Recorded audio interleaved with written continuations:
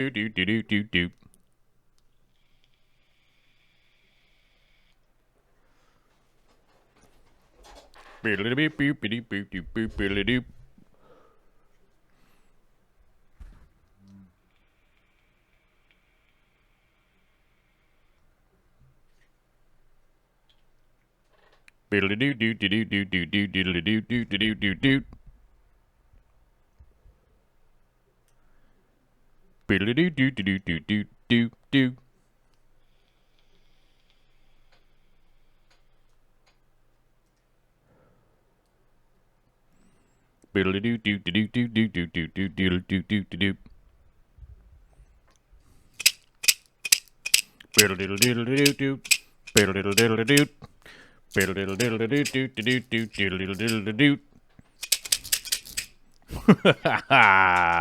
Yes. What is up, Internet? It's Friday. So, of course, the intro was going to be super duper duper weird. What's up, everybody? Happy Friday to you. How you doing? How's everybody doing? How's everybody doing? How's everybody doing? Alyssa says it's starting. Quiet down. Don't quiet down. I'm going to type that in here. Oops. Don't quiet down. I hate this keyboard. What's up, everybody? Happy Friday. Hope you're having a delightful Friday out there. It is. It started raining. It started raining again out here in Western Washington, so kind of a wonky little day out here. Quick side note at the beginning of the show. I gotta let you guys know. We're getting a door replaced, and honestly, I just have so many things on my plate right now that we're getting a company to come out and do it, and so of course we're going through the bid process. We got to get a bunch of bids and see who is like prepared to replace our 100-year-old door. And it's just kind of an interesting thing. I don't know if you guys have had this kind of situation before, but I always find it to be a little bit off-putting when you get someone to come out and bid, and then they want to tell you all about all of the costs and expenses of their of their business. I always think it's like super weird. And I had that experience today with this guy that, you know, I was like, can you give me a ballpark number here? He's like, no, I can't give you a ballpark number. I was like, can you give a range of what is to be expected of your bid? And he was like, no, I can't do that. I'm like, is it $100,000? He's like, no, it's not $100,000. I'm like, okay, so you know it's not that much. Is it $5? He's like, no, it's definitely going to be more than $5. I'm like, can you give me a ballpark? We went through and we picked out the stuff. You measured the doorway. You know what's going to happen here. Is it $7,000? No, it wouldn't be $7,000. Okay, what are we looking at? I can't tell you until the door people get back to me. So the door people need to tell him how much the price is going to be of the door before he can even tell us how much the install is going to cost. I don't know. Super weird interaction today, and I was just like, all right, cool. I guess we'll wait for your email later on. Weird. Super weird. It was a little bit bizarre. And I was like, well, you know, can you give me, how much is your door install? How much is that base charge? I mean, we've got a lath and plaster interior. Here's the exterior. You've looked at it. You've measured it. What's the big idea here? Is it $1,500? How much is your base door install? Fish Tube says old doors are like that because they're custom fit. It's not a custom fit. There's two side windows that we literally looked at the catalog like Yep, those will fit in there. And a door hole that fits a door. Very interesting. And it was just a little bit weird. We got a super chat from Aquarium Co-op saying more cowbell. Well, I don't have any cowbell here, brah. Sorry, Koopy. I can't play any more cowbell for you. And a super chat from Rumbust, the Swedish Krones. 1,788 pence. Krona. Is it Krona? I don't know. We tried to figure that out during one of the other shows and couldn't even figure out how much that is. Swift Aquarium says it's easy, typically this much money for the install and for the price of the door. Yeah, I mean, that was one of those things that I thought was kind of interesting about it, was because, like, I'm like, I know that there's going to be a variation in price for the door, but, you know, is this style of door typically $1,200 or in between $800 and $1,500? You know, I mean, you can normally get an idea, and you know, I mean, that's why you typically send somebody out that can do the bid that is like very, you know, used to doing the bids all the time. You know, it could be like, yeah, it's probably going to be around for $4,500 or something, you know, or $3,200, somewhere around $3,000, right? And you'd be like, okay, well, I know that that's not the definitive number because you're going to send me the actual bid once you write it up. But it was just very odd. It was very odd. And then he was like, well, you know, you have to know that, you know, we're a business, you know, we're not just like, you know, we have trucks and we have insurance and we have buildings that we have to pay for. I'm like, yes, I understand. Yes, that is okay, cool. Yeah, I guess I'll wait for your email. And because he was like, he was telling me that he couldn't send us the bid in until the door company and stuff sends him the price, which he doesn't know how long that's going to take. And I was like, well, it seems a little bit odd that your business is contingent on someone else's business telling you how much it's going to be. It's just super weird. I don't know. I had that experience today, and I thought that was odd. I don't know. Maybe somebody else has had an experience like that. I'm like, I guess I'll just be calling another company that knows how to do this. It was very odd. It was a very odd interaction, you know. So I was like, I don't know. New Mexico Aquatics is asking, does Aquarium Co-op still have discount codes, or do those get replaced with lower prices? The Aquarium Co-op does not do discount codes anymore. They have been replaced by lower prices, and if you go over there and you check it out on the Aquarium Co-op, I talked about this a little bit at length on Wednesday. On Wednesday's show, and I know that, you know, I'm not saying, like, go back and watch it. I'll just give you guys the quick and dirty here. So let me get my little link generator thing here. Live plants, here we go. That's the one I'm looking for.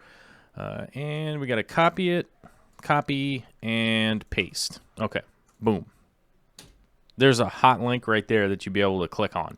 That will take you over to Aquarium Co-op's plant page.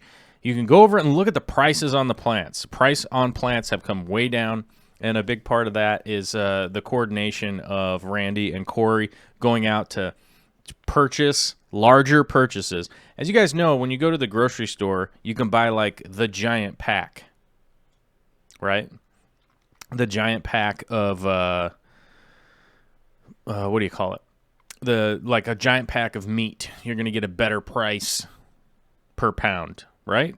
You know, like you go to Costco and you buy the big giant case of pork shanks or something, right? Instead of just buying individually one at a time, you're going to get a better bulk price. Well, that's kind of the deal. They've been working out, buying gigantic amounts. I saw the plant order that landed yesterday. Lots and lots and lots and lots of plants came in. You know, so it's that's the deal. You know, is that they're driving the prices down by purchasing large amounts and being able to hold on to more inventory and stuff like that. So pass the savings on to you guys. So I do encourage you guys, head over there and buy stuff if you want, because I do know that those prices are pretty darn good. Everybody that works there is awesome. Matter of fact, I spent some time there yesterday fixing a few things and helping out around there. Happy to say that everybody there was doing well, and which was cool. it was a lot of fun. I had a good time yesterday. I did a bunch of drilling concrete, got concrete in my eyes like I normally do. Just the usual, construction type nonsense. Had to hang a bunch of stuff off of concrete, the huge. And fixed up some things that were broken. And speaking of the plants, helping them fine-tune some of their setup and help keep things growing healthy and stuff like that. Because one of the things that Corey does is actually has the plants on hand and gets them shipped out on a regular basis. Their turnaround goal is this: get an order and get it packed in like 1 nanosecond. I think that's the goal. Obviously, that's physically impossible to ever hit that goal, but I think that's the goal.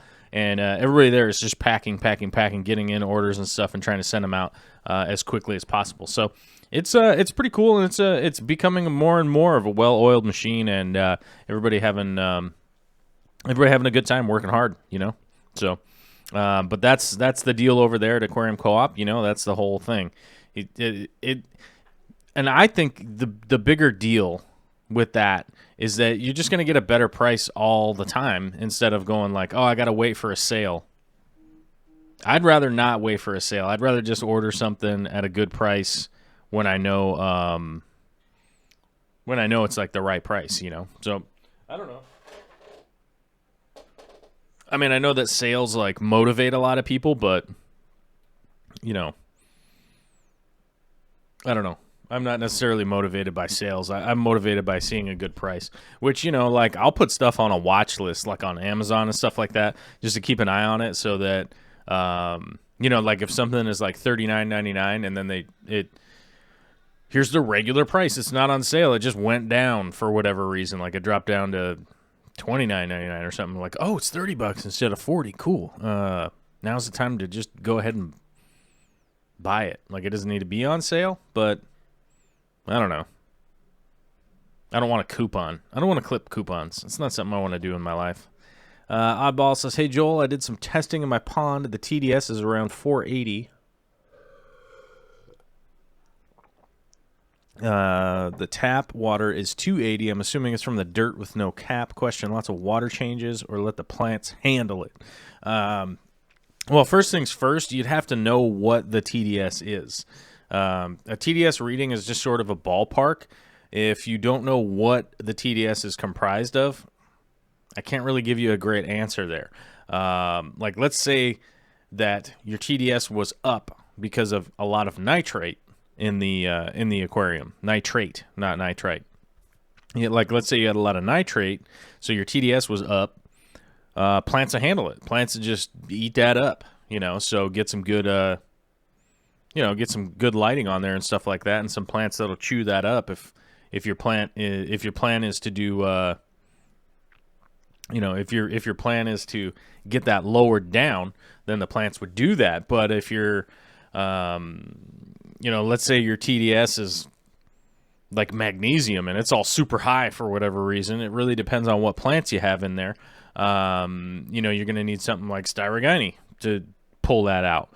But, so you really have to kind of figure out what your TDS is. It's one of the reasons in reefs and, high-end shrimp tanks and stuff, you notice that people are using RODI filters to pre-filter the water to get the TDS down to 0, because when they remineralize the water, they know what they're adding back in. You see what I'm saying? Like, you have a known compound here. And I don't think I have anything like that, but let's just say I got this Sarah treat mix, which is not how you remineralize water, but let's say you had RODI water that had 0 TDS with nothing in it. You go like, oh, I've got my clean water here with nothing in it, and I'm going to add 20 milliliters of this to it, and then I'm going to get a TDS reading again so that I can go, oh, now it's gone up to 80. It was at 0. Now it's up to 80. Boom. That's where I want it. Or maybe you want it at 150 and you're like, oh, I need to add 20 more milliliters. And, oh, it's 160. Maybe that's a little high, but we're close because the range of testing might be a little bit weird. Oddball says nitrate is at 40, nitrate 0, assuming extra TDS is from ammonia from the dirt. Yeah, so I would check your ammonia for sure, and then I would definitely consider, if you do have ammonia showing up at all, I would let the plants handle it, and also double check and make sure that it is a cycled system, and then from there you would know that at least some of that stuff is going to get broken down.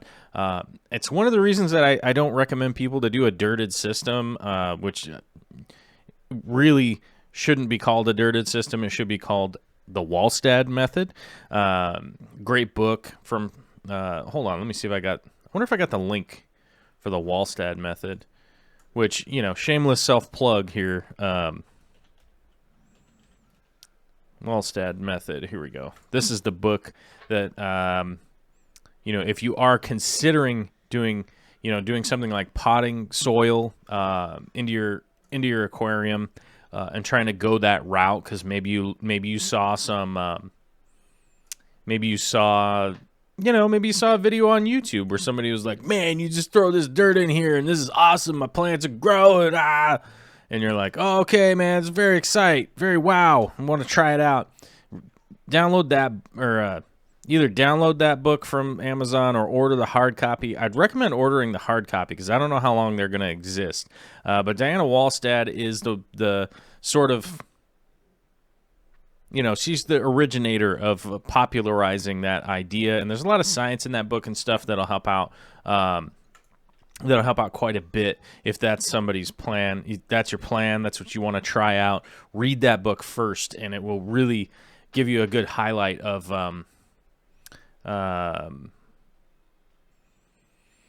It will give you a real highlight of. What are the steps, what you're going to be looking out for, and what's the plan moving forward. But, where you're at, I wouldn't get too worried.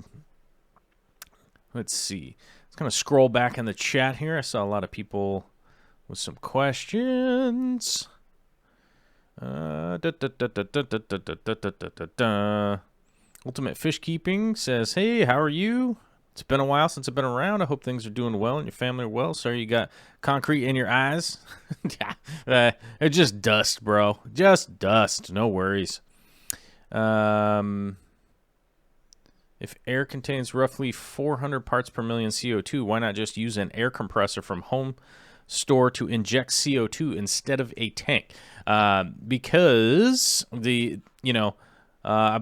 air is at like 407 parts per million now, I think. It won't. That's not what will happen if you're trying to add CO2 to your water. Now, the reason for that, there's much more nitrogen, oxygen in our air. The exchange into the water, guess what will happen? Oxygen. You will get a higher level of oxygen in your water because that's a much simpler exchange. So naturally, water is just going to do that. It's going to take the easiest route to get more oxygenated. You kind of have to force the carbon dioxide issue a little bit. And one of the reasons for that is that compressed CO2 is essentially... I know somebody out there is going to get super pissed and be like, it's 99%. It's basically 100% CO2. So when you're injecting CO2, there's no other compound that is going to be mixed in. Our air is all dirty. Our air's got a bunch of stuff in it. And when you mix our air in, you're actually just going to end up oxygenating the water just because of how much more prevalent oxygen is. And that's what water wants. That's what water wants to do as far as just the air hitting it, the air churning it up and stuff like that. That's just the natural way that it's just going to get more oxygen in there. And I think off the top of my head, I'm probably wrong, but I think our air is like 17% oxygen, I think, something like that. Or maybe it's even less. But let me see. Our air composition. Our air is 78% nitrogen. Oh, it's 20.95%. Oops, I was off. So it's basically 21% oxygen, 0.93% argon, and 0.04% carbon dioxide. So 21% of our air is oxygen in the air, and 0.04%. So you start to see how much disparity there is compared to the oxygen in the air. It's huge. It's monumental. Like the carbon dioxide is just this little sliver. Although it does a lot, it does do a lot of stuff, even at that percentage, just because of how big the system is of the Earth and our atmosphere and stuff. It affects the system a lot more than just a little bit. But it would just simply oxygenate the water, and oxygenating the water is a good thing. So, I'm not against oxygenating the water. I think definitely go for it. That is something I do on a regular basis. It's definitely worth it, and that's a good thing to do. But you're not gonna increase the CO2 saturation just by doing that. What do we got here? Where'd that go? It just moved. It just moved, or my eyes moved. Bob S. did a 30% water change. Heavily planted tank. He's alone since I got him. Any ideas? Oh, that's like a follow-up. I've got a fish problem. I only have one tank, one fish, black ghost knife for the past 2 months. He was 2 inches now, 5 inches now. He acts tormented, swimming all day, scratching his head and gills areas. No ick. I mean, black ghost knife being that situation, I would say, that seems to be more of, I would say that's almost more of a situation with, how is the tank set up? You know what I'm saying? Like, what kind of decor do you have in there? What kind of hidey spots? I would say that's probably one of the biggest issues that you have with that fish from just that basic,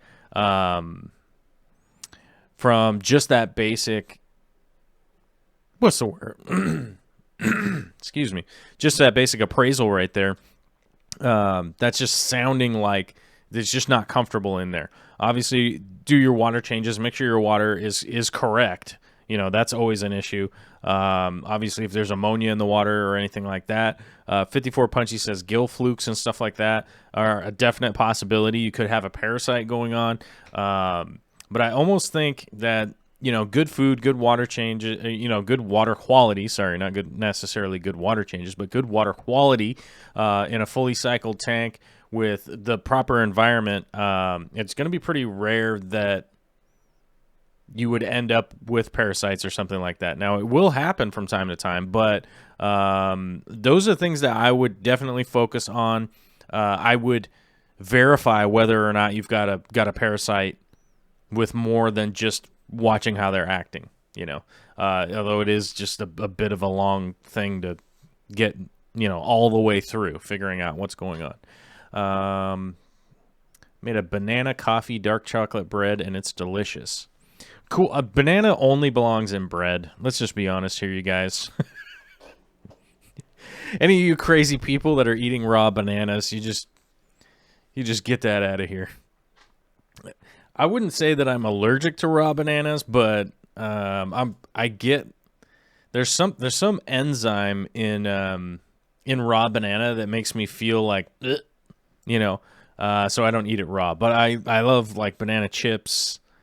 Pasteurized banana I can have. So it's probably the heating up process that has to do with it. That's why it's always just like, it's probably an enzyme.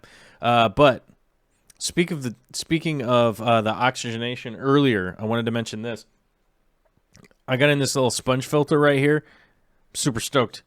And it was just sitting here. And I'm reminded by the fact that I'm super stoked by these little sponge filters I got. Because I'm going to be running them off of these little USB air pump. I got this little USB air pump, and of course I don't have it here, so I can't hold it up. But I wanted to point this out to you guys.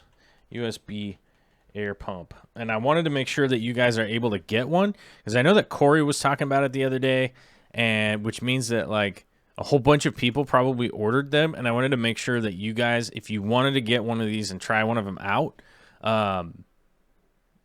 that you would be able to. So, you know, before they sell out, because you got to watch out. You know, there's only 20-something thousand of us here. Whoops, I hit a button. There's only 20-something thousand of us here, but there's like 300-something million bajillion over there, and they'll end up buying them all, and then you guys won't get to try one out. But I've been messing around with one of these, and they're super fun. They're almost hijinks, just ready to go. And pretty good. Aqua Pros is here. What's up, Aqua Pros? What are you doing, Mike? He says, never tried the electrolysis stuff. I hear it's good for preventing algae in a new tank, though. I have to err on the side with Tom Barr on this one that I don't think it's detrimental, but I don't think it does enough benefit for what it costs, the fact that it uses resources. So it's running off of electricity and stuff like that. So it's costing money forever. You have to clean it and maintain it and do all that kind of stuff. I just don't think it's worth it. You know, and I got clued into those like probably, I don't know, I want to say like 4 or 5 years ago when Tom was seeing them show up in some of his fancy schmancy business accounts. So he had posted them up on the Bar Report. You know, maybe my timeline's wrong. Maybe it was 3 years ago or something like that. But he had posted them up on there, and I'd talked to him about them, and it was just kind of like, yeah, it's doing something, you know, but it's basically just causing a chemical reaction to. It's essentially the electrolysis is creating a little bit of hydrogen peroxide in your tank, essentially. It's not perfect explanation, but that's basically what's happening with the electrolysis reacting with the water.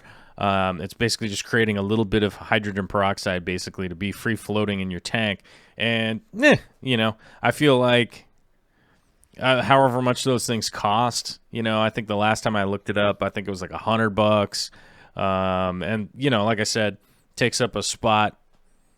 You know, you gotta have a plug for it, and it does use electricity, and maybe it breaks. I don't know. There's just a lot of stuff going on with it, and they grow algae all over them, so it's like that's kind of an issue. And the people that sell them, when I talk to them, they have a real good pitch. They have a real good pitch that it's something that could be used in addition. They're like, no, this won't stop all algae from ever happening, but in addition, it's pretty good. And so I would put them in there with the UV sterilizer. That, like, does it do something? Sure. How beneficial is that, though? You know what I mean? I feel like it's almost more beneficial to, you know, what would I think about here? Just doing a little bit of maintenance. You know, it's like you know, it's sort of along the line of that people constantly ask me, like, what critter will clean up algae for them, and I'm literally like a little cutoff of a filter pad material and my hand for 10 minutes or something can clean almost all the algae off of all of the glass. You know, plus I got the mag floats. Like, I feel like a mag float is a better investment. You know what I mean? Like, oh, let me just clean this glass off here real quick. Boom, boom, boom. You know, check your lighting, that kind of stuff. Move those things around, you know. Let's see. Mateo's here. What's up? Good to see you. I fear that hydrogen peroxide all the time will kill some algae, but seems like it would irritate fish too. Yeah, I feel like that's almost like, yeah, it's almost a double... It's like almost a double-edged sword where it's like you could end up with, you know, like maybe a little bit less algae, but then you can't really verify whether or not it's actually doing anything or not, because you don't have any way to test it. Like, there's really not that many people that are going to be setting up one tank or even like 10 tanks and 10 other tanks that all have the same setup from the same water with the same everything. and actually see what they're doing side by side. I think that's one of the big problems. We're lacking a lot of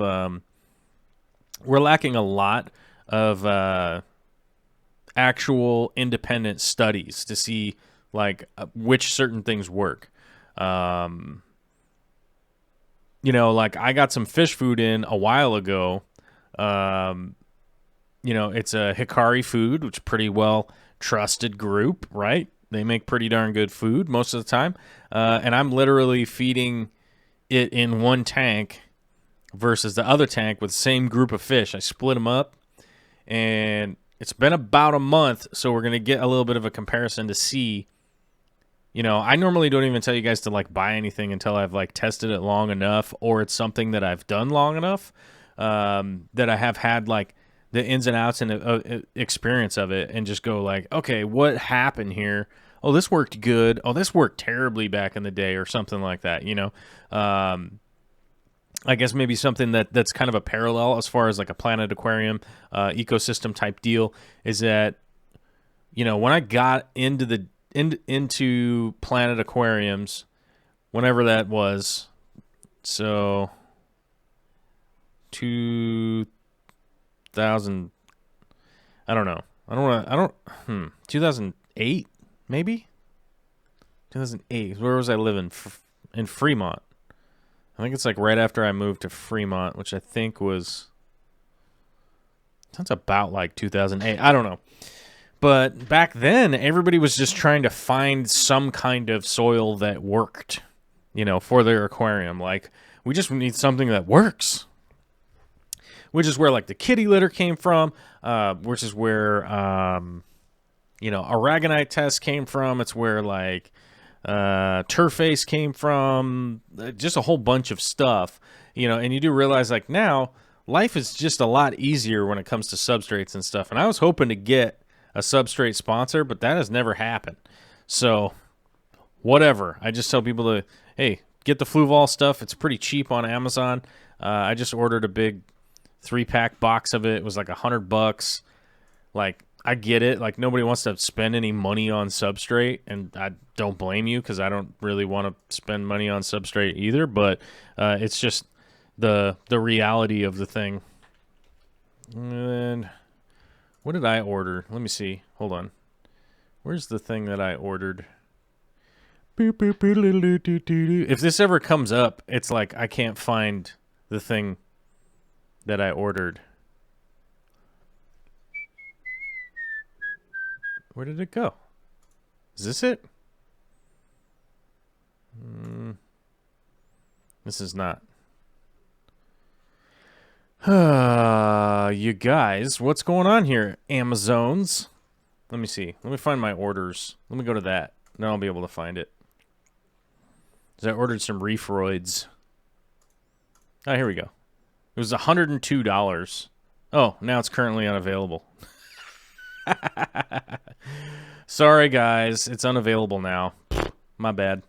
I'll be all like, hey, man, here's what you guys should get. No, never mind. Oh my gosh, they're coming out with a new bag, you guys. Look at that. What a fancy new bag. Let me get the text link for you though. Let me drop this thing in here. Pacow. Pooey. Drop that in there. Then you guys can go over, and people that don't know what I'm talking about. I don't know. You know, like I said, I never got any kind of substrate sponsorship or anything like that to be able to like set up tanks, but so that's kind of what I end up doing, is going that route. And I don't necessarily want to like buy substrate either, but it just turns out that just ends up going the best route, because it just seems to be the only people that are actually really testing anything out there are people that are manufacturing it. Aqua Pros says, asking, did I use the Brightwell I got from him yet? No, not yet. I'm using that on a project that's coming up soon. Tried to set up an old 90-gallon reef tank. I have only one drain, 2-inch pipe, and the sump is an old-style shower wet and dry filter with a huge chamber full of bioballs. Okay. Well, I don't see a question on there. Rod S says, Nickel Thrive C has a carbon supplement that has non-glut carbon source. Brightwell has bioavailable carbon source and fluorine access based on the Krebs cycle. Any thoughts? They're all fine. So is Easy Carbon. They're all fine. The liquid carbon substitute, they're all fine. I've gone to the extreme of actually dumping a whole bottle into my system, which I do not recommend people to do. But I don't recommend them to do that. But I've gone that far to just to be like, look, it's safe, it's fine, it's not that big of a deal. But they're all glutaraldehyde based, pretty much. That's pretty much exclusively what they all are. They're all just like slightly different just so that they could do a thing. Colby's here. Says, yo, Joel, my gourami has internal parasites, a.k.a. wasting disease. Treating the water with API general cure isn't working. I haven't gotten him to eat any food in weeks, let alone medicated. What would Jesus do? Oh, what would Joel do? Parasites are almost always a pain in the butt, but something like flubendazole is probably going to be the route that you're going to have to end up going. There's some pretty easy walkthroughs online. It's not something I do on a regular basis, so I couldn't say like it's this and that and the other thing. I literally would just be like you guys, it would look up flubendazole and treatment schedule to see what it is. Let's see. Pond Season 2 is going to be lit. All right, Pond Season 2, brah. It was great meeting you. Enjoy my co-op. Let's see.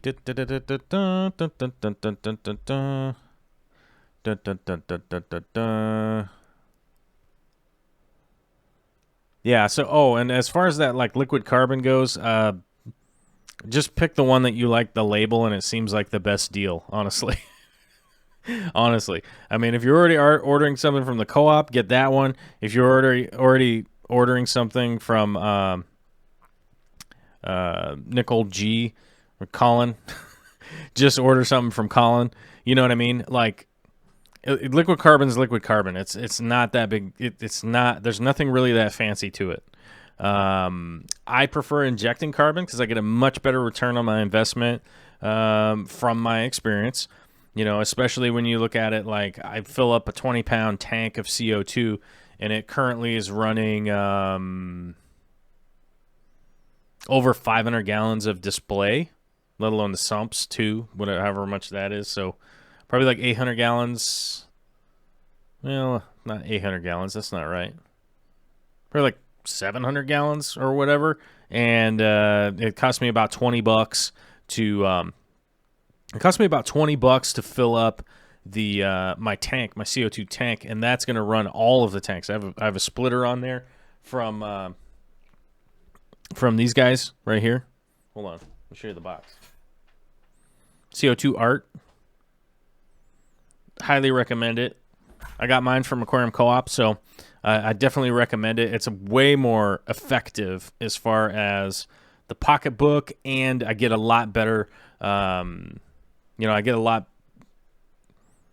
get better growth rate and just better productivity, realistically, from just injecting CO2. It's pretty easy. Oh my gosh, we have a new member to Aqua Pros. Mike from Aqua Pros is a new member. Aquarium Co-op is a member.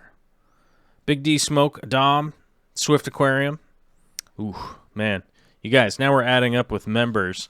And I just wanted to mention to you guys that the membership thing is pretty paramount. And I realized the other day when I was like flipping through Instagram, and I saw that Bob Steenfott posted that he's going to be quitting his job and just going full time on YouTube. Which, congratulations to Bob. That is awesome. I'm glad to hear that. I know that he's never been anyone that has told me he was enthusiastic about his job. He is enthusiastic about taking care of fish and reptiles and stuff like that. So it is awesome to hear that he's like finally being able to do that. And I do realize that the catalyst for a lot of people is that membership stuff. You know, for me to be able to even do any of these projects and stuff at this point. It really has to do with the Patreon and the memberships and stuff like that, and I really appreciate you guys' support. I really do. I have mentioned some ideas that I have right now about a maker space is kind of what we're calling it right now with the air quotes around it. It's sort of a maker space for aquariums and aquarium people where we'll be able to set up a lot of aquariums and stuff like that and have a public space. That's our big goal right now. We need a public space that isn't like a local fish store. You know what I mean? Like, a lot of people have been talking to me about it, and they're like, look, man, you need to make money, and you need to make money, and you need to make money. And the reality is that, like, if this channel had 1,000 memberships, I would just rent a space, like, right now. If we hit a certain mark on Patreon, I would just rent a place right now. You know, I put the goal on there. If we just hit that thing, then I would just do it. But as is right now, I've noticed from a lot, and I mean a lot of other YouTubers, people in the creative space, and I've noticed a lot that they're all building all of this stuff, right? You know, from Aqua Pros to Aquarium Co-op, they're both in the chat right now. You know, I mentioned Bob Steenfott, like LR Bretts, like Simply Beta, Ray's Aquarium. Like, everyone is building out all of this stuff at their own house, right? Which is fantastic. I get it. You know what I mean? Like, I get it. People like to build stuff at their house. That's where they're at, right? And the reality is, there's been a bunch of fundraisers over the years and stuff like that, and I'm not going to do a GoFundMe. I'm not going to do any of that nonsense. Like, that's just a big goofy.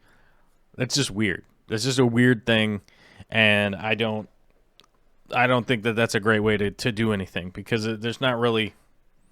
I don't think there's any culpability. You know what I mean? So, you know, and most of the GoFundMes and everything like that have been done of these, like, air quote fundraiser situations, everybody just ended up building stuff at their own houses. You know, I'm not expecting anyone to have me come over to their house. That's like, you know what I'm saying? It would be weird for me to be like, to go to like Solid Gold Aquatics and be like, hey, can I come over to your house? I want to film your fish tank. You know what I mean? Like, unless you just like organically meet these people, but you have to like go meet them ahead. You know what I mean? You got to meet people ahead of time and stuff like that. And, you know, right now we've got like 150 people watching. Like, it would be weird for me to invite 150 people over to my house, you know?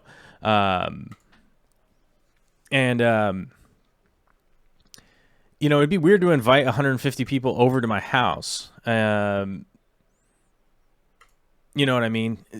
And that's one of those things that we're doing. Is like, we want to open up a space that we'd be able to do certain things and stuff like that. And people have been like, why don't you just rent a temporary spot? And there's a perfect example of it was Aquashella, when they couldn't let everybody in, right? They had like, the line was super long and everybody was posting videos about how you couldn't get into Aquashella. As far as I could tell, that was an awesome event, and I'm glad that everybody had an awesome, fantastic time. If I rent out like a little meeting hall or something like that, and then I'm like, yeah, why doesn't everybody come over to it? And then it turns out like the meeting hall can't have aquariums in it. Like, I'm not going to move all of my aquariums from my house for a one-day event and then move them back. Like, you know what I mean? Like, that would be crazy. So we've just been looking around. You know, we've been looking around to try and get a maker space where we can have a lot of collaborative people and stuff like that, and get things going. So that's how we've been doing it. And, you know, we'll see how it goes. You know, we looked around. I recently looked around at a space that I think would be a fairly. It would be. It could handle and accommodate what wants to go on. About 1,200 square feet, so nothing totally crazy. But when you start to think about it, like if you had a 120-gallon aquarium built into a little slip, You know, you have like build a wall on either side, have really good lighting in there. You know, somebody like Aqua Pros could just like, hey, here's my spot where I work on this one tank, and I come out here and I film with everybody, and we work on all these projects, and we do like, maybe we do a live stream, maybe we stay late on a Wednesday, and people can come by like Wednesday evening or Saturday or whatever, you know, and you know, it basically could be just like a public space that people could actually stop by, you know, if you happen to like be in the area or whatever.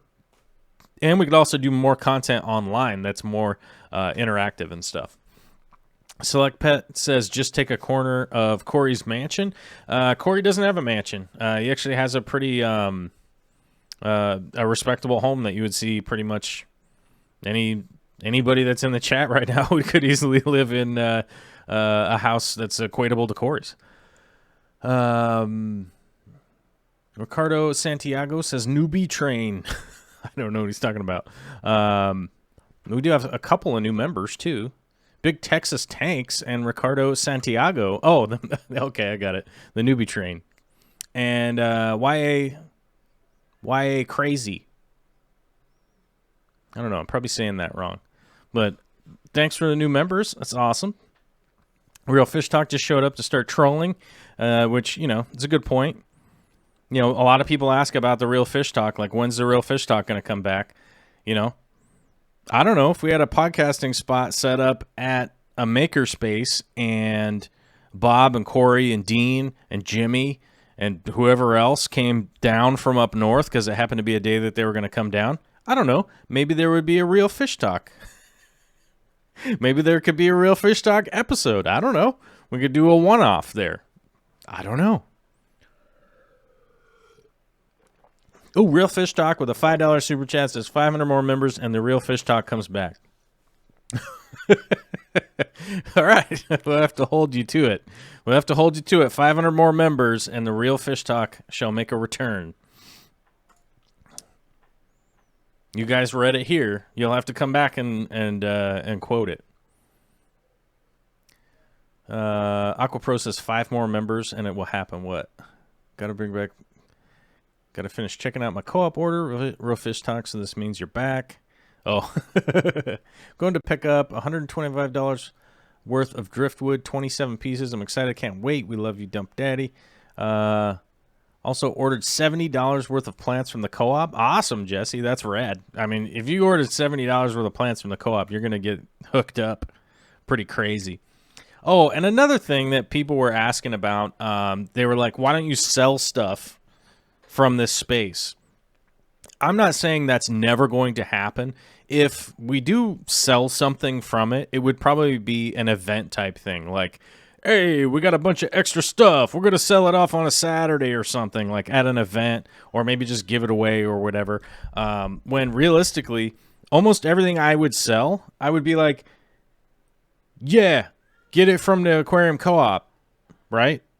So, you know, if we were going to sell anything there, it'd just be like, here's an iPad, buy it from the Aquarium Co-op. And they'll deliver it straight to your house. You know, so, you know, you can order whatever you wanted. It'll get all packed up, mailed to your house. You can pick it up instead of having to drive home or leave a bunch of stuff in your car. You know, you don't want to leave a bunch of plants sitting in your car while you go to a movie with your lovely wife, which I plan to do at some point in time. I don't know when Avengers is coming out, but we're going to go see the Avengers on Monday. So if anybody spoils it for me in between Friday and Monday, I swear I'll lose my mind. I will be so disenchanted with sadness if someone spoils it. Let's see. If you were drilling a tank for an overflow and return, how would you locate it? Overflow in a corner, return in the opposite corner, or would you design circulation? I picked up a 30 long, cool dimensions. How do I do them? I used to do an overflow on one side and a return on the other side. Nowadays, I jam the return in the overflow box and have it come out. I find it to be much more accommodating that way, and less things to see that are not fish tank related. You know what I mean? Ecosystem related. You know, I want to see plants. I want to see shrimp. I want to see weird rocks. I want to see driftwood. I want to see, all that stuff. Weird, cool fish. I don't want to see equipment and parts and goofy things, even though I find those really entrancing. It's just not that big of a deal. Sunwise says, I want a nano scud snail tank for my office. That's a great idea.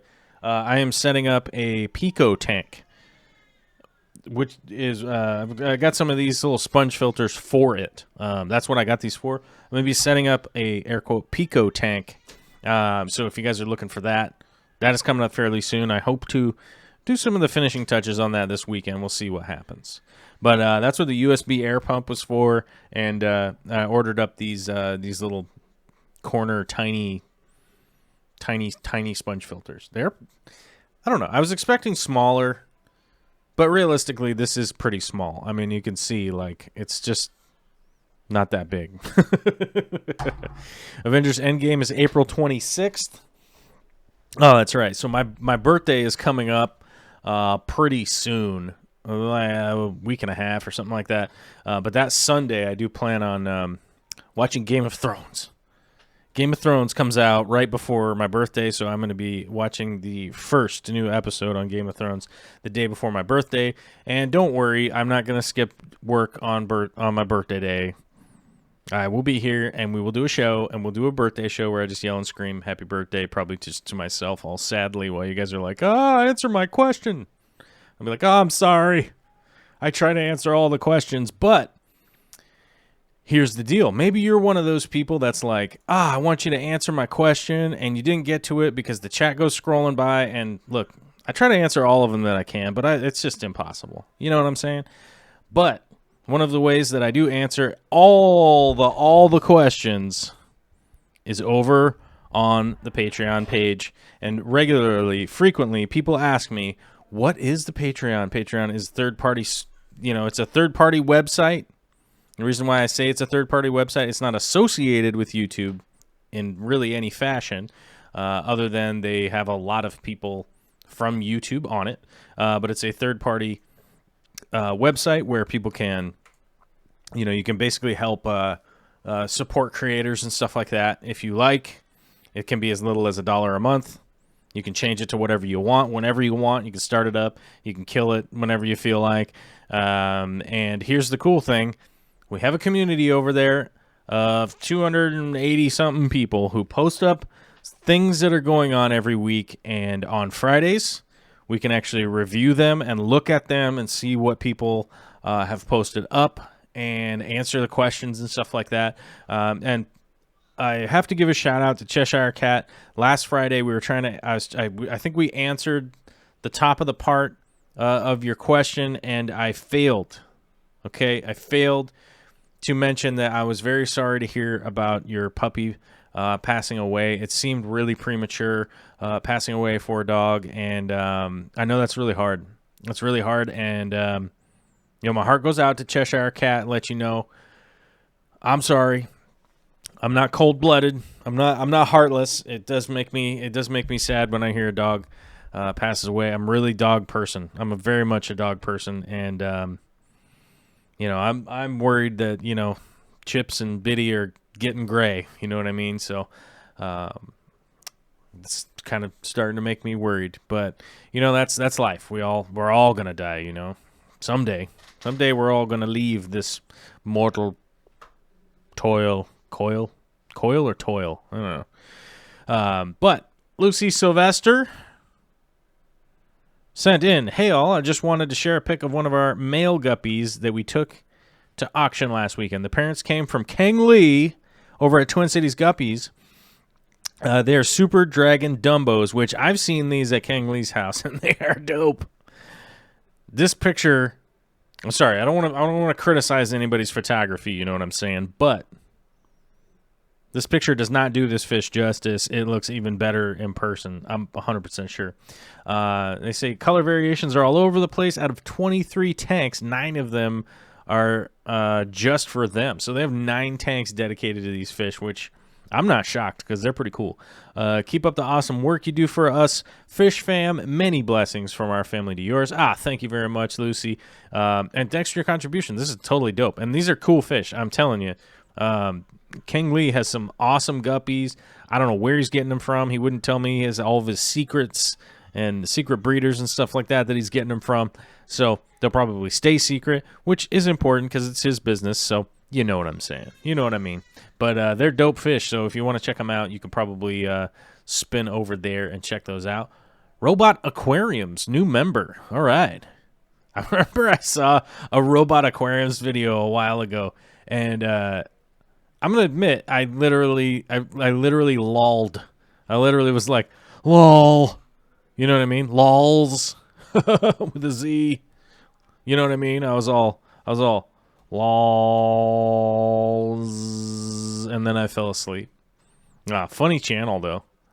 I don't know how many videos I've seen on there, but it was only a couple. I think whoever Robot Aquariums is should make more.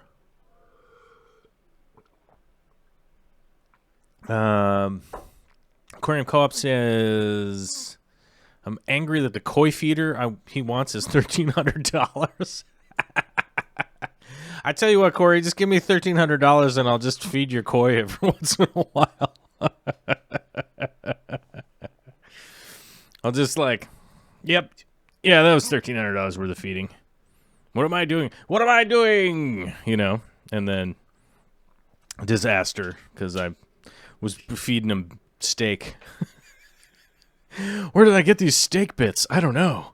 I don't even know. So weird, bro.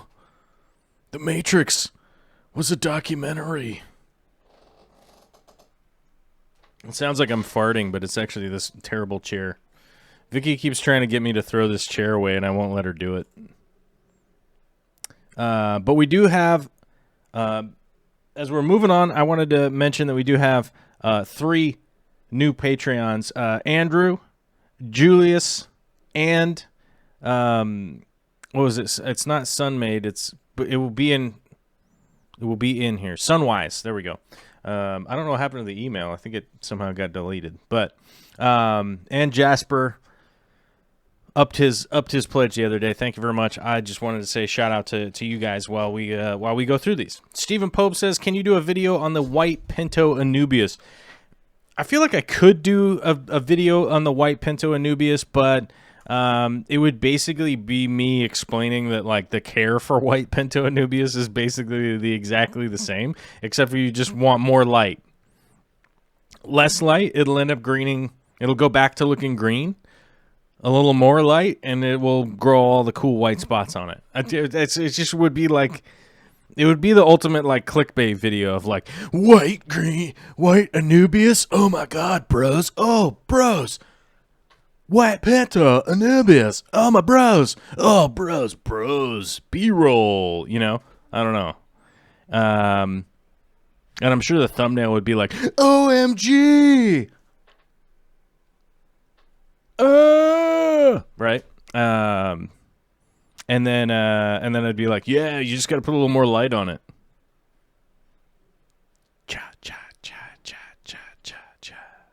Right. So I probably could, and maybe make it interesting. I don't know, but I could literally explain it to you. A little extra light. That's pretty much all it is. Susan's asking, are you drinking cold coffee with milk? Yeah, darn right. Can you see that little bit of perspiration on there? You can see how warm it is. You can see how warm it is in here. We got it baby warm in here. The house is so hot. I cannot wait till I'm done with the studio downstairs because it is it's probably at least 15 degrees cooler down there.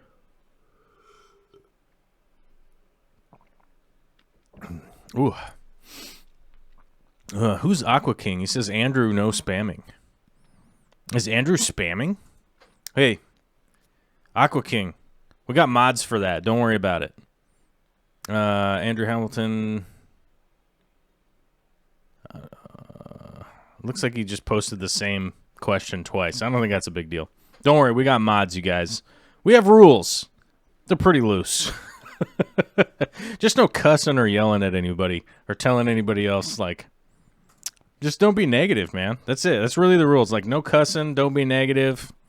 That's pretty much it. But we got mods. Don't worry about it. And they're on it.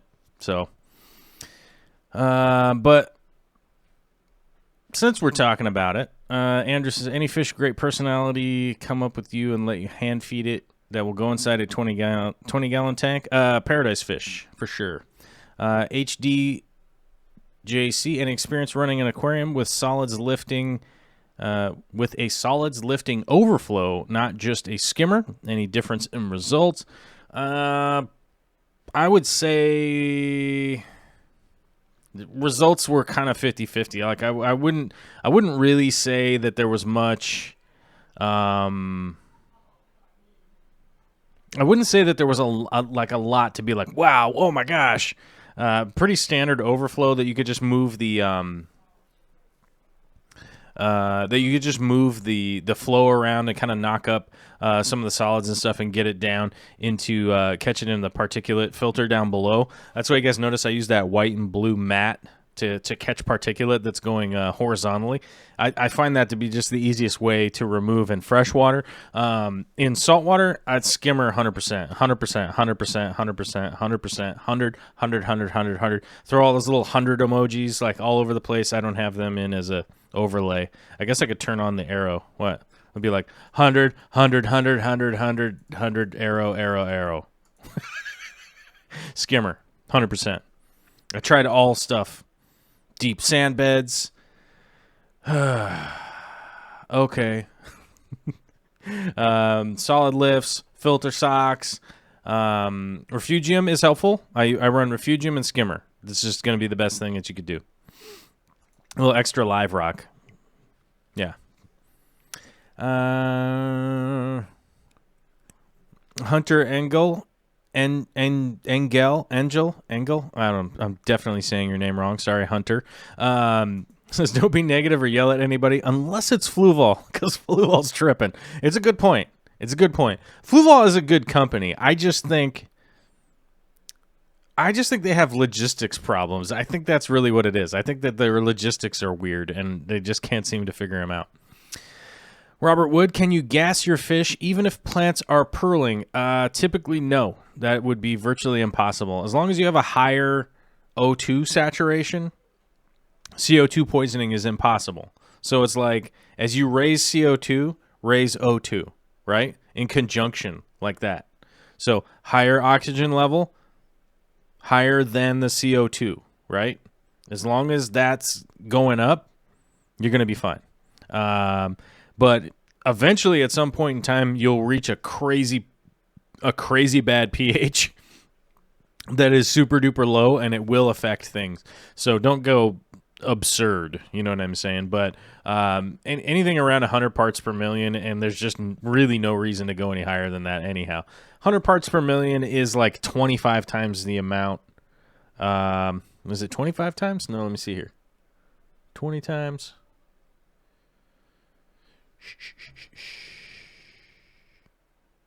17 times the amount of CO2 that's normally in the water anyhow. So you're like already multiplied. You know what I'm saying? You'll be fine. There's just no real reason to go much any higher than that anyhow. $2. Oh, sorry. That's a £2 super chat. Missing the fish fam from the time zones. Sorry, Chaz. Sorry.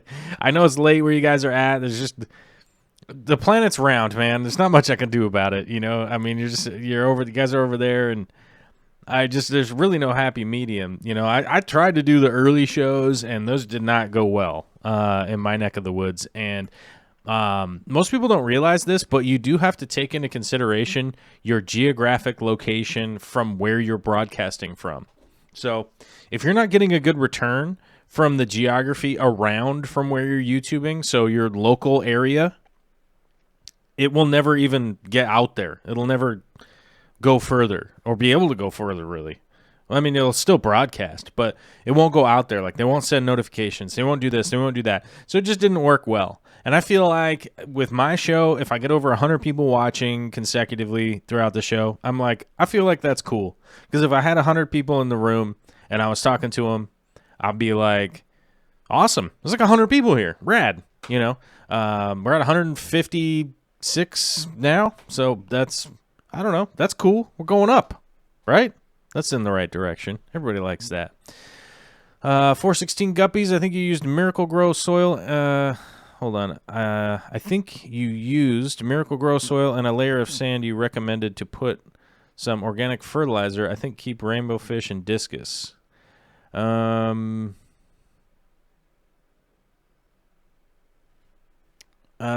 really doubt that I recommended ever to recommend that. Miracle Grow soil and a layer of sand. You recommend to put some organic fertilizer. I'm thinking to keep rainbow fish and discus. I don't think I ever recommended to do that. I don't recommend the Wallstad method personally. I don't. Maybe I did a million years ago. But I don't recommend people to do that. The Wallstad method. It just way too much risk versus reward. You know what I mean? Fish Tube says, congrats on 5 years. I'll have 5 years sober if as we know in recovery, we don't count past where we're at. Today is the day that I consider is the day right now, right here, right now, right? That whole kind of thing. Right here, right now. I forget the beat for that, but you know what I'm saying. We don't count ahead, you know what I mean? Like we don't count the chips that aren't on the table or ahead or whatever. I can't think of the term right now, but we don't count tomorrow, you know, that kind of stuff. We count today. 1,788, so we're just shy of 5 years. We're going to be there we'll be there in a fortnight. We shall have a fortnight to wait until we get to 5 years celebrate. But I appreciate it. Thank you very much for the super chat. And Fishy Mailman, who is, by the way, the biggest supporter of the show, the Fishy Mailman, with $10 super chat, just wanted to donate to the show because it's awesome. Well, thanks, man. I gotta say some serious props to the Fishy Mailman. He literally is a mailman, biggest supporter of the show, and I appreciate you, man. I really do. I really do. He's helped support Candy and Caleb Overhauls, just a cool dude, man. And I love the post office. I think expanding the post office, if I ever ran for president, my platform would be like, we expand the post office. And people would be like, what are you talking about? And I'm like, there's a post office in every town. Over 600,000 employees currently with airplanes, cars, vans, stuff. They touch every address every day. I mean, it's insane how awesome the post office is. I know people get super pissed because sometimes their packages get broken or some things happen, you know. It does happen. But the amount that the post office is doing on a daily basis is crazy awesome. And it's astounding to me. It's still astounding to me.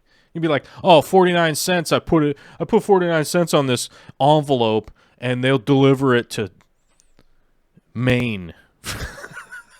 You know what I'm saying? You know, it's crazy. And I honestly think we should put a bank back in the post office. I think we should put a concierge. What is it? Concierge? Is that right? Concierge nurse's office. What is that? The triage nurse's office. I think we should expand on the basis that the post office is awesome, and we should expand the post office. We should put a small medical clinic in there, a bank in there, do that kind of stuff. You know, start training EMTs by training them in there. Start training postal service workers to become nurses and doctors and stuff like that. Hello. Like, we have the infrastructure that's already there. We have the workforce that may or may not want to do that, right? You know, if somebody gets hired on and gets to be a postman for or woman, I don't know what the asexual version of it is, but you get hired on, you get to be doing a cool, what considered a relatively cool job. You get to drive around and deliver stuff, and I mean, the postmen around here get to wear those safari hats, and I feel like that's a good enough perk for anybody's job, right? You have to wear shorts and a safari hat. That's awesome. As far as I'm a man of simple needs, you know what I'm saying? But You know, you could be a post office worker from like 18 to 23. You could have accrued some points to be able to start going to take classes and stuff so that you could actually afford to go take classes and start to learn how to become a nurse or a doctor or an engineer or a computer engineer or any of this kind of stuff, instead of sending people off to a school where they go into this crazy amount of debt. Right? You go into this crazy amount of debt and then you have no upward movement once you actually do have your degree.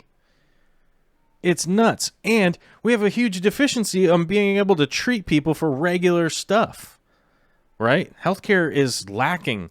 We need more healthcare people, you know? How are we going to get them in? How are we going to get them in? And I'm like, expand the post office. Hello. You know?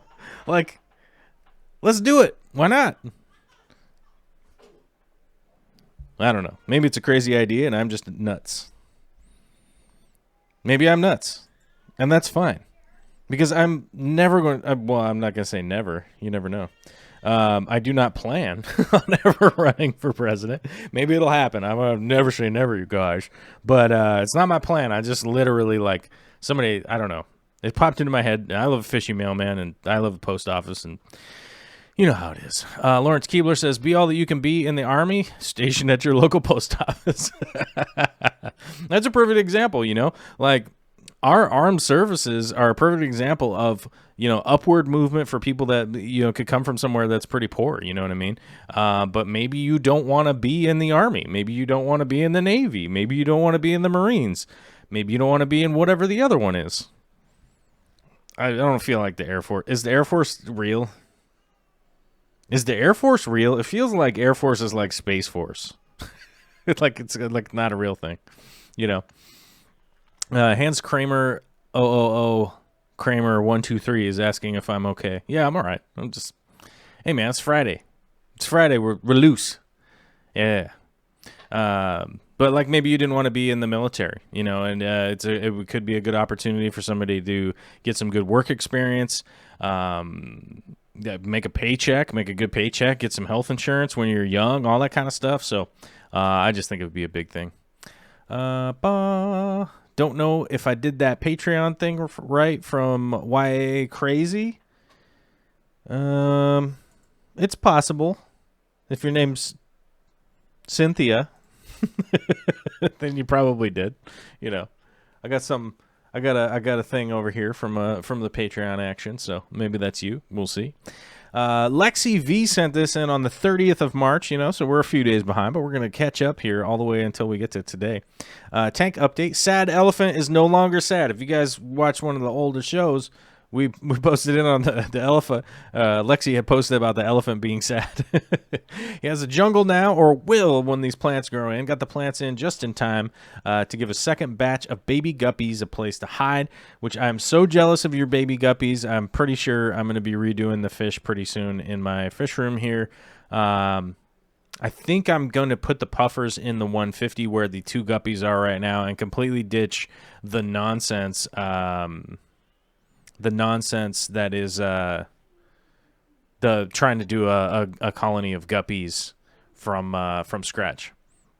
Noob Phobo says, dude, please don't knock the Air Force. They serve their country. I don't know when Americans got super sensitive about if you talk about the military or make fun of the military, all of a sudden, like, you're a garbage person or something. I don't recall this. I'm almost 40 years old. I don't recall this from any point in time in my life.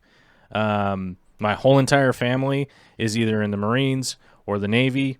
You know, my father served in Vietnam. You know, all my family served in all the wars and all that stuff. My grandfather was my grandfather was a bombardier captain was a captain in World War II. My other grandfather was, what was he? He was some kind of admirally type guy in the Navy. I forget, what was he, like not an admiral, that's not right. He was just like a captain of some kind of ship in the Navy. But I do not recall anybody having all this sensitivity about the military, that like I don't support the military or something like that if I have a criticism for them or make fun of them. I don't remember it being that way. I don't ever remember it being that way in the U.S. I don't remember that. And it seems odd now. It seems odd that I see it a lot now, that people are like, oh, you can't be critical and you certainly can't make fun of anybody. You know, it's like, you know, how many, what is it, like how many Marines does it take to screw in a light bulb? It doesn't matter because the building's already been flattened, you know, like the building's been blown up. It's gone. I don't know. There's a better punchline there, but you get what I'm saying. You know, I don't know, but I've seen that a lot recently, that like somehow if you make fun of the military, it's like an extension of rudeness or like non-American or something. I feel like it's more American to criticize the military than not the other way around. But Sunwise, a brand new Patreonizer, posted this up yesterday, getting in there, right in there before the Friday show. I appreciate it. It says, woohoo, I made it.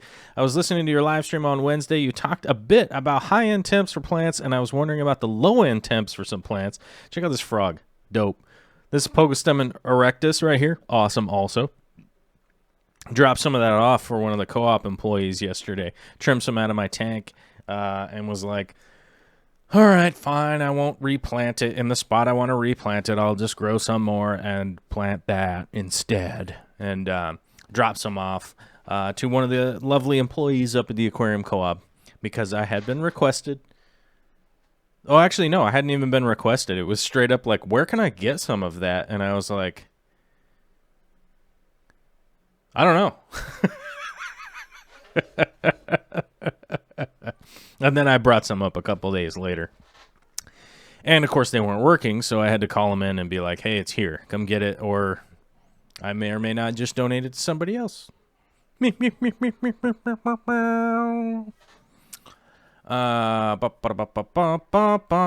the fish tank barn. Late building garden beds for my daughter. Garden beds are going around right now. I have a bunch of extra work, and one of Vicky's friends is stopping by later on to pick it up for that exact purpose. Gonna build some garden beds. But there is a high end for plants. Now, something I want to remind people here. So the question is about the low end for plants. But I want to preface this with a reminder that most of the plants that we put into our aquariums are coming from somewhere near the equator. It is rare that we would put a plant like from my neck of the woods as far as, what is it, longitude, latitude? Am I latitude? Latitudal? Oh, latitudal? That's not a word. That's probably some kind of Labrador and a poodle make a baby. It makes a latitudal or something. But the, what is it, the latitude that I'm at? Or is it longitude? Man, it's been a long time since I did any kind of map orientation engineering, you know? But let me get back to it. Most of the plants that we get and put into our aquariums are coming from somewhere near the equator. You're talking about the Congo. You're talking about in Asia. You're talking about, it's going to be near there where the temperatures don't fluctuate that much. So that's why you kind of have a high mark. You kind of have that, like, that water is just not going to be boiled by the sun kind of deal. You know what I'm saying? If you had water that was like over 100 degrees on land, that's pretty rare, and large bodies of water just generally aren't going to get heated up that much from just our atmosphere. So that's why we kind of have like a high range. Like they've never adapted to that. Now the low range plants can be a lot more tolerant as far as low range goes, and one of the easy ways to explain that would be temperatures drop down. You still can ship plants around the country and stuff like that. So you can ship plants around and they're going to be relatively okay, even dropping down into some of those lower temperatures. Now, I personally would not, like on purpose, drop my plants anywhere below 58 degrees. 55, 58 is kind of where I've seen like they could do it for like a day, 2 days, something like that.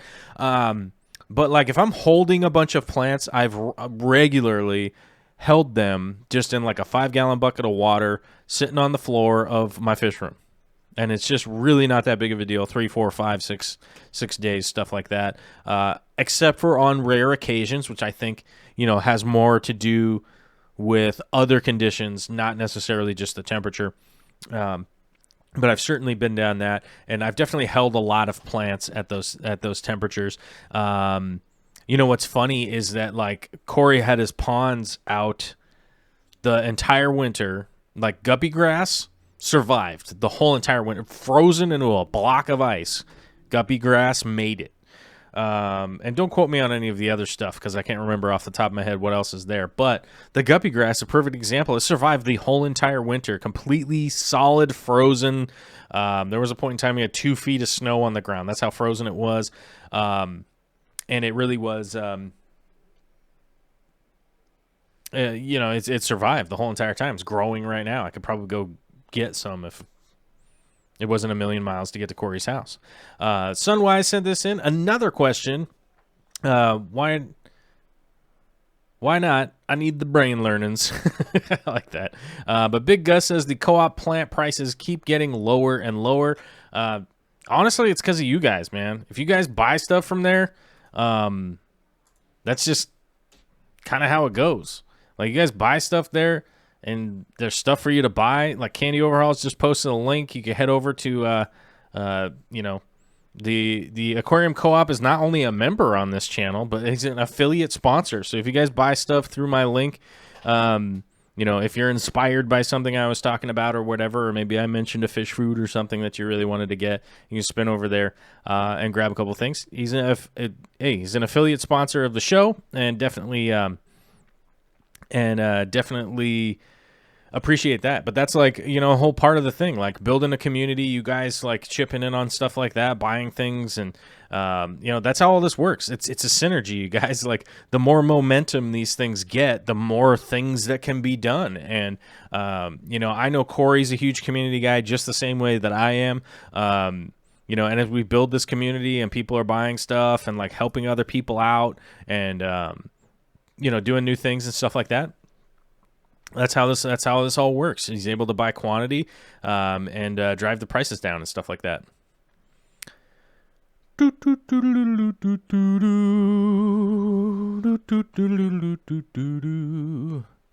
So let's see here. Let's get back to Sunwise's post. I think somebody super chatted or something.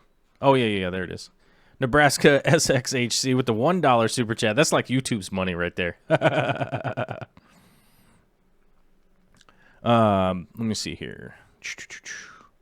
Sunwise had posted this. Okay, yeah, that's right. We need it's like, why not? I need the brain learnings. I got this dope auto, this Nigerian auto. We'll just say that. And want more, but according to Colby, the autos need lots of food. Do you know which type of algae autos prefer, and what commercial food would you recommend? All right. So this is a little bit of a strange conundrum because a lot of the autosynkless varietals, which I love, and I used to breed these guys, the biggest secret that I have is lots of light. Okay. First things first, lots of light hitting surfaces that will grow algae, So one of the things I used to do is I would take multiple shop lights and face them so that they were like, maybe not a 45-degree angle, but more like a 30-degree angle towards the glass, right, on either side, and just try to promote a little bit of that soft algae growing onto the glass and stuff like that. The autosynkless will just chow down on it. They need food. They need to have a full belly, or they will constantly not do well. They will do poorly. They will do poorly, and then they will die. They will starve to death. It just will happen. Another way to encourage exactly what they're looking for, like microfauna and whatnot, is a product called Bacter AE, which I'll actually have to hold on a minute here. Let me... I have to... All right, hold on a second. I can actually get you a link. What happened? Oops. There, okay. Let's go like this. Oh, that's not working. All right, well, hold on a second. I'm going to get you a link. I have to open up this other window over here, which means I have to go over here, and I have to type stuff in. Bacter AE. I actually ordered some of this just the other day because I use Bacter AE a lot. So let me find... I have to open up my Amazon account, so I have to like close that portion of the screen. Sorry about that, guys. For a minute. So I can find what I actually ordered. There it is, right there. Oh no, I hit the wrong button. And right there. Okay, here we go. And let me get the link for you. Text version, because I can't get the other one. Copy. And here is a link right here of exactly what I'm talking about. Bacter AE, which is a lovely German product. I love this. I've used this for years. I don't know how long. I was almost gonna say years, but then somebody would probably be like, "Well, it's only been out for blah blah blah." Oh, what happened? I got to turn this back on. Button pushing. There we go. You know, I've used that product for years, and I feel like years and years. But it does a great job promoting the growth of the little microorganisms and all that kind of stuff in your tank. So it's sort of a disperse into there. It takes a little spoon, do the math versus what's on there, dump that in at the times that it says that you're supposed to be dumping it in, basically what your frequency is every day. And it just does a real good job promoting the natural food that they will cruise around and find on their own. It is extremely difficult to feed autosynclus from a type of food, though Repashy Soylent Green, I believe it's called Soylent Green, Repashy's, whatever the green food is, I think it's called Soylent Green, is a good alternative if you are trying to have to supplement feed. But the Bacter AE, the Repashy, the extra lights just blasting onto the glass and stuff like that, you will get a good opportunity. And bear in mind, you guys, autosynclus, in order to live their actual life, need a lot of fresh water. They need a lot of water changes, and the real trick to getting them to spawn is make sure they're eating good food and all that kind of stuff. And big water changes, you can drop a little bit of temperature, and that will trigger them to spawn. Always found that to be the way to do it. Andrew Crankshaw, who's brand new to the Patreon, says, "Hello, this is my first attempt on CO2 in a 20 long, which includes EcoComplete." Whew, there's a whole bunch of plants here. Crypt Wendetii, Dwarf Sagittaria, Anubias Nanopetit, Anubias something, something, something, Indica Hortala, Water Sprite, and Java Fern. Have an Aqua Clear 20, LED lighting, Aquatech regulator with a paintball CO2 tank. Is there anything you can see being an issue in the future with this setup? Any tips or advice would be appreciated. You guys, we got to get the arrow. Oh, buddy. Arrow time. Yes. Oh, lordy, lordy, it's an arrow time. Arrow time. Arrow time in a Friday show. I should have thought about that song before I started singing it. I don't know. It's not good.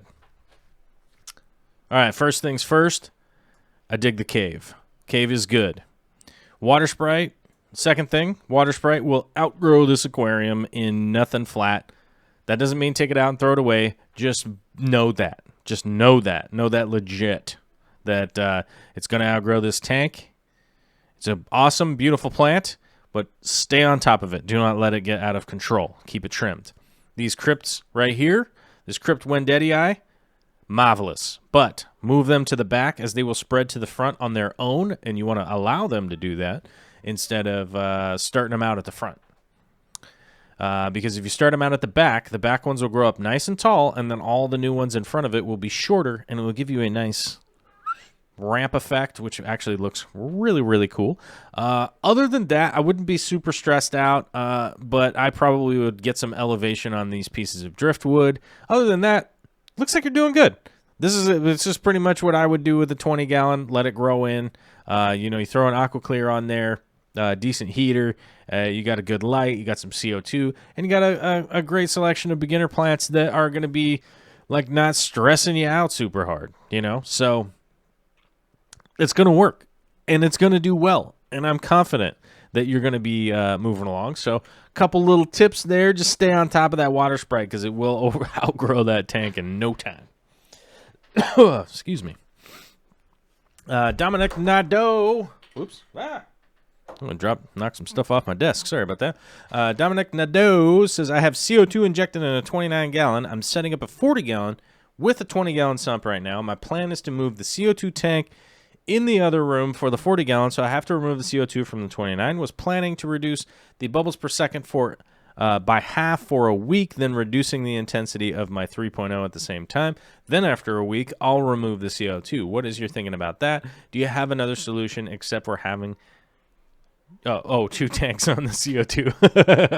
I think Dominique knows I'd be like, yeah, get another CO2 and get that going. Yeah. But I get where you're going here. Your thought process is it's not bad. But what I would do is just get the CO2 off of there, and then here's the change that you're going to have to make. Get the CO2 off, move it to the next tank. Now you're going to have to down your lighting. You're going to have to bring your lighting down because it is easier for your plants to photosynthesize when they have free availability to CO2. Now, what happens when it's not as easy for your plants to photosynthesize anymore, and they're still getting the same amount of energy from the same amount of light going into the aquarium? Garth S.'s comment was deleted. The answer to that is technically yes, but it's a stupid idea. Anyhow, a better way to cycle your tank like that is just throw a frozen shrimp in there and then leave and come back a couple weeks later. But what I would do is really dial down your lighting over, so it's like you take the CO2 off, dial the lighting down. Like maybe you have it on for 6 hours at 100%. Maybe you go 5 hours at 70% or 60% or something like that, so that you can slowly ramp your lights back up so that your plants, you don't just get inundated with algae, because you would just get hammered with algae by taking the CO2 off that rapidly without bringing the lights down, you guys. You got to think about it this way. If, let's say if the gasoline's the light, the CO2 is the extra air getting pushed into your combustion engine, basically. Like that would be like a parallel. You're getting a lot of gas, you're getting a lot of oxygen, high RPMs, car goes fast, right? Same kind of deal here. But basically what you're doing is you're like restricting the oxygen and still dumping a bunch of gas in the motor. Not good. It's running super rich. You can blow the rings. Going to have a problem. So that's kind of the deal. I just ramp the light back, pull the CO2 off, ramp the light back the next day, and it'll be totally kosher that way. Dominic Nadeau, once again, says, also a little update on my project. The hardscape is now in the 40-gallon, and there is water inside. I plan to have some CO2 ready before adding plants to this tank. I'd move the CO2 over and just start gassing this tank. Just start blasting it with CO2 and just start adding plants in there. Let them establish. Because your other tank, you turn the lights down, and you'll be good to go. Rumbust. Whoa, we got a full-on picture from Rumbust. So I met this guy at the Aquarium convention last weekend. I listened to 3 talks he gave and talked to him in person a few times. Really nice guy. Would look forward to a 14-hour drive. Just him and me, kind of nice. Really knows his cichlids. Made me wish I liked cichlids. That's Jim Cummings right there. If you don't know who Jim Cummings is, now maybe you'll go look him up. But if I was a huge cichlid guy, I'd be the same way. I'd be like, oh, my God. So Hey, man, I get it. I'd be super excited. I bet Corey's probably met this guy. I don't know if anybody else in the chat's met him. And Corey's pretty much met everybody, though, you know? So that's just reality. It's just reality on reality's terms, right? Oh, my baby girl. My baby girl got a tooth coming in, and she's just, as people say, teething. That's a thing. We got another post here from Rumbust, my man. It says, nano filters, nano problems. Had low flow issues, took out the sponge, but it seemed clean enough. And this has happened to me a million times. Took a closer look and found this, and the water is supposed to be going through that hole. That's right. You got yourself the tiny little snail things. Even on my giant aquariums, I have sometimes these snails, like, just pile up and clog things up. Just old dead snail shells like will pile up and get into stuff and cause all sorts of problems. You know what I mean? So it's definitely happened before. It's probably going to happen again. So I feel your pain, but you know, regular maintenance. Hey, this is another reason why we do our regular maintenance, and you know, that's the deal. And, yeah, I've definitely had this happen. But, yeah, check your impellers and make sure you're good to go. Because that's just like, why isn't this thing working? Snail shells. Okay, I get it. Alyssa Bentley sent this in today. Says, this is a long fin green dragon pleco baby. Maybe 3 weeks old. My male green dragon died 7 months ago, and I still have the female. Due to a weird situation, my longfin green dragon female ended up breeding with my longfin albino male. I thought it would give me brown bristle noses, and I'm completely shocked to see this guy and others like him. This is why I am experimenting. How would I know my hypothesis could be disproven if I didn't do these things? Can't wait to see what this one looks like as he matures, and I can't wait either. Look at that fancy little pleco. I wish I had more time to delve deep into plecos on a regular basis, but it's always so. I'm always so superficial with my pleco learnings, and you know, it's like it seems overwhelming sometimes because you're like, man, there's just so many described here. You start to break into them, and it's like, oh, I got to get very, very, very specific with each one of these. You can be kind of vague with like tetras, you know, but plecos you got to start getting really specific. Like you could be feeding the wrong food to plecos easily. Anyhow, Johan sends this in, the fish of the week, the Chalceus erythraeus. The toucan fish. I've always seen it as the toucan fish.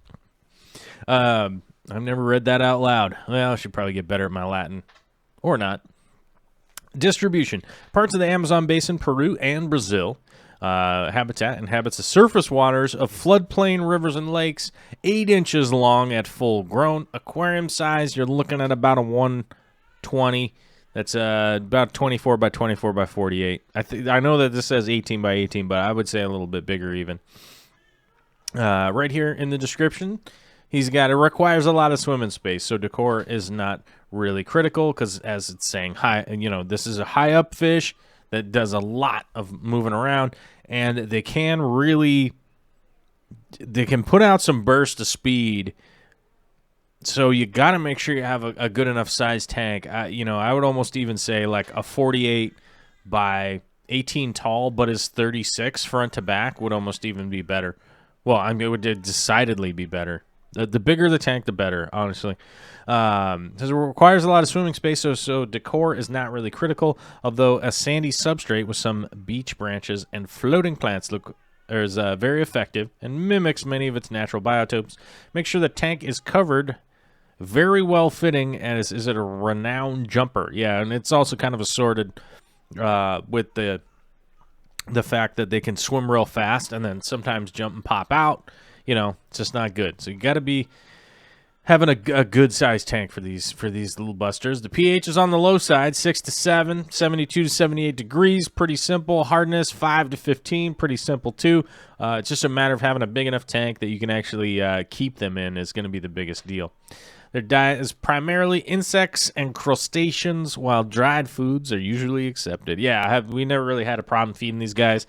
We're never really a problem feeding them at all. It does best when kept in either as just one fish or in a group more than 6. I always recommend go with the school if it's a schooling fish. I would never want to have an individual fish that's normally a school. There are a lot of fish out there that are schooling fish that do okay as an individual. I'm just personally like, why? Why bother doing that when you could just set it up and have a good school of them? You know what I mean? Like, why not? The Fishy Mailman, speaking of the Fishy Mailman earlier, what's up, my guy? He sent in this post, says, a new scape on the 15-gallon cube, wood, rocks, and diffuser. Dwarf baby tears are from the co-op. I'm telling you guys, those driftwood packs are awesome. I've got some projects that I'm working on with those right now, and I love them. I love them. Somebody mentioned that they had ordered something, but I haven't gotten an email about anybody ordering anything, so maybe you did, maybe you didn't. But if you haven't ordered anything yet, roll on through there and grab some of these driftwood packs before they run out. There's a finite amount. It may be a very high number, but there's a finite amount. And I would recommend to order them now because it's not that much money. I think each bag is like $20 or something like that, and you get a whole big bag of sticks, which is awesome. I was going to order some manzanita in until I realized I could get the bags of sticks and was like, yeah, I think I'm just going to do the bags of sticks instead. You know what I mean. Anyhow, continuing on. Going to give Corey's plant the whole pot and cut it out after it's established a shot. And any other advice on the dwarf baby tears? Have a great stream if I miss it. I think realistically with dwarf baby tears, the best advice I could give is, first of all, I always break up the pot and individually plant each little stem. It's a big time pain in the butt, but every time I've done that, the follow-through, a.k.a. the grow-in rate, is just so much better. But I've never really tried to just stick the pot in there either. So that could work. I don't know. Corey says it works.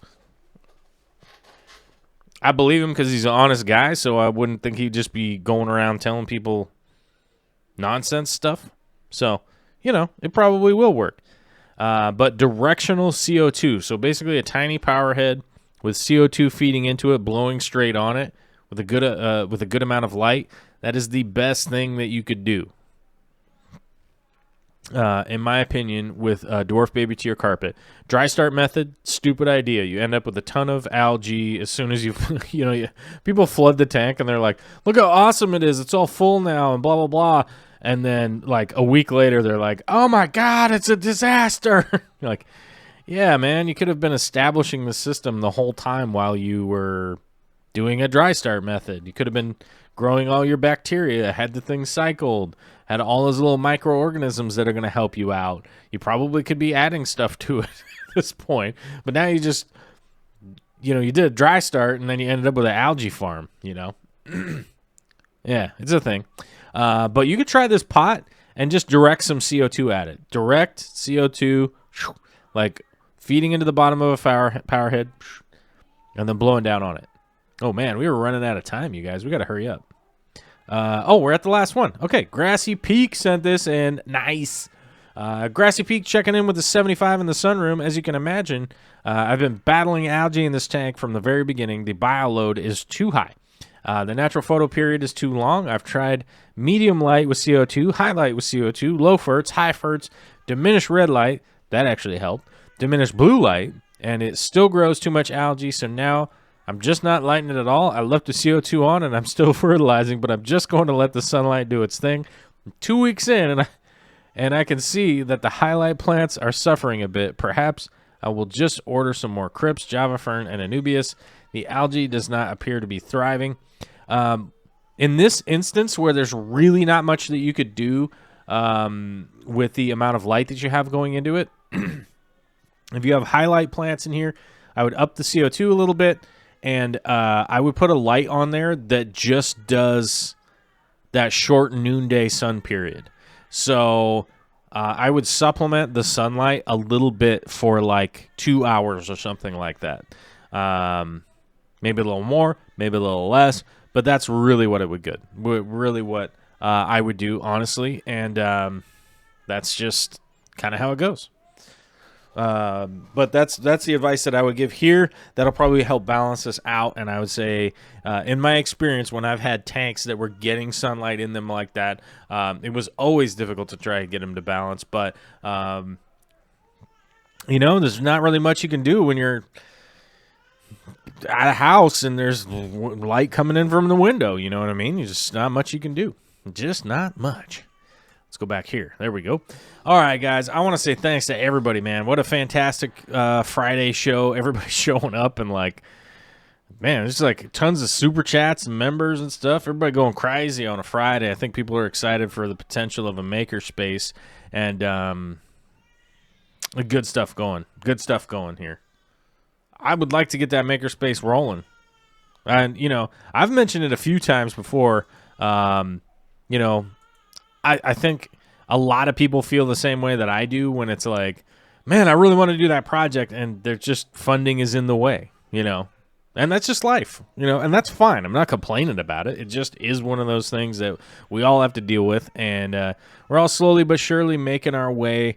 We're making our way along the road here, and we'll see what happens, The more people that can, click the little membership button and that kind of stuff, we get further and further and further close into those things. So, like I said, I'm not going to do a GoFundMe or any of that kind of nonsense, but, I just think that that's bizarre to, gather up this large amount of money and then be like, oh, never mind, I'm not going to do that now, which has been done quite a few times. I've seen that happen in the Fish Fam.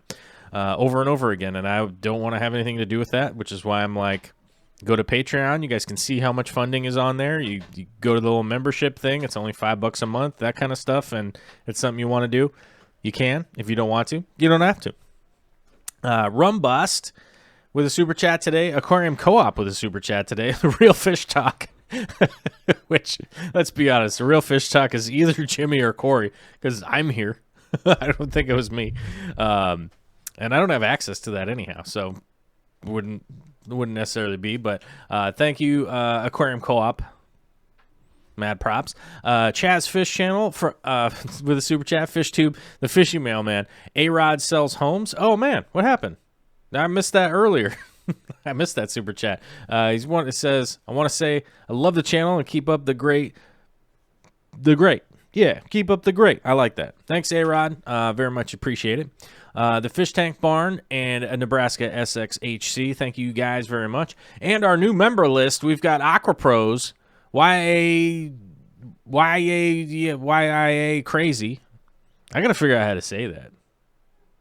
I'm going to have to figure out how to say that at some point in time. Ricardo Santiago, Big Texas Tanks, Robot Aquariums, and that's it. That's all the members for today. I thought there was more.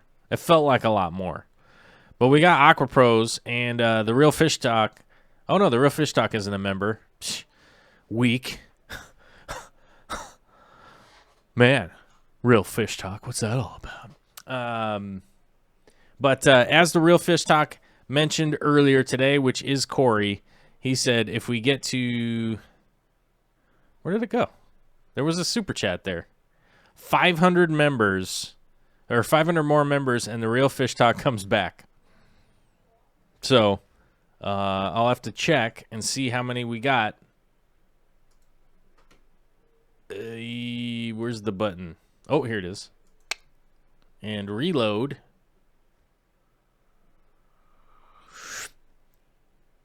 We're at 70.